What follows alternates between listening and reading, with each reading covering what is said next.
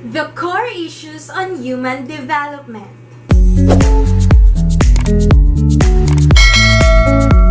Hey guys! Welcome back to my channel. This is me again, Teacher Pauline, and today I will be enumerating the core issues on human development. Here are some of the basic questions within the realm of developmental psychology and what many psychologists believe about these issues. Nature versus nurture. The debate over the relative contributions of inheritance and the environment, usually referred to as the nature versus nurture debate, is one of the oldest issues in both philosophy and psychology. Philosophers such as Plato and Descartes supported the idea that some ideas are inborn. On the other hand, thinkers such as John Locke argued for the concept of tabula rasa, a belief that the mind is a blank slate at birth, with experience determining our knowledge.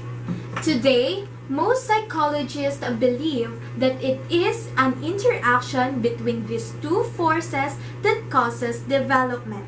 Some aspects of development are distinctly biological, such as puberty.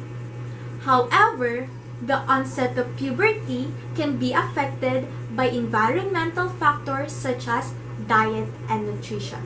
Early experience versus later experience. A second important consideration in developmental psychology involves the relative importance of early experiences versus those that occur later in life. Are we more affected by events that occur in early childhood? Or do later events play an equally important role? Psychoanalytic theories tend to focus on events that occur in early childhood. According to Freud, much of child's personality is completely established by the age of 5.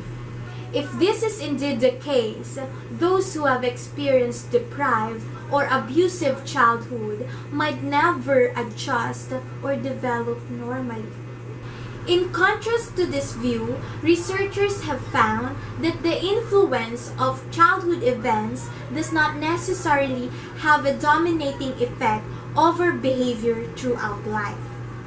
However, there is evidence that childhood adversity may correlate to greater levels of stress in adulthood. Many people with less than perfect childhoods go on to develop normally into well-adjusted adults. Continuity versus discontinuity. A third major issue in developmental psychology is that of continuity. Does change occur smoothly over time or through a series of predetermined steps? Some theories of development argue that changes are simply a matter of quantity. Children display more of certain skills as they grow older. Other theories outline a series of sequential stages in which skills emerge at certain points of development. Most theories of development fall under three broad areas. Psychoanalytic theories are those influenced by the work of Sigmund Freud, who believe in the importance of the unconscious mind and childhood experiences.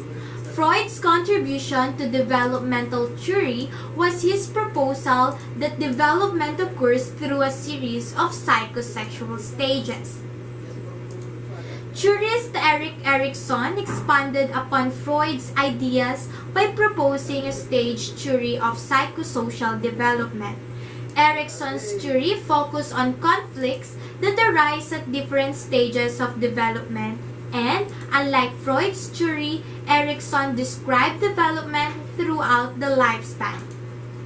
Learning theories focus on how the environment impacts behavior. Important learning processes include classical conditioning, operant conditioning, and social learning. In each case, behavior is shaped by the interaction between the individual and the environment. Cognitive theories focus on the development of mental processes, skills, and abilities. Examples of cognitive theories include Piaget's theory of cognitive development. Abnormal behavior versus individual differences.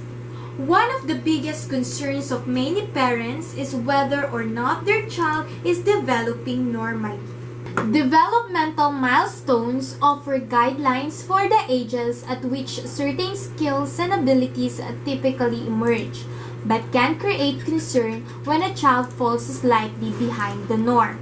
While developmental theories have historically focused upon deficits in behavior, focus on individual differences in development is becoming more common. Psychoanalytic theories are traditionally focused upon abnormal behavior. So developmental theories in this area tend to describe deficits in behavior. Learning theories rely more on the environment's unique impact on an individual. So individual differences are an important component of these theories. Today, psychologists look at both norms and individual differences when describing child development. Thank you for listening. For more related videos about this topic, don't forget to subscribe to my channel.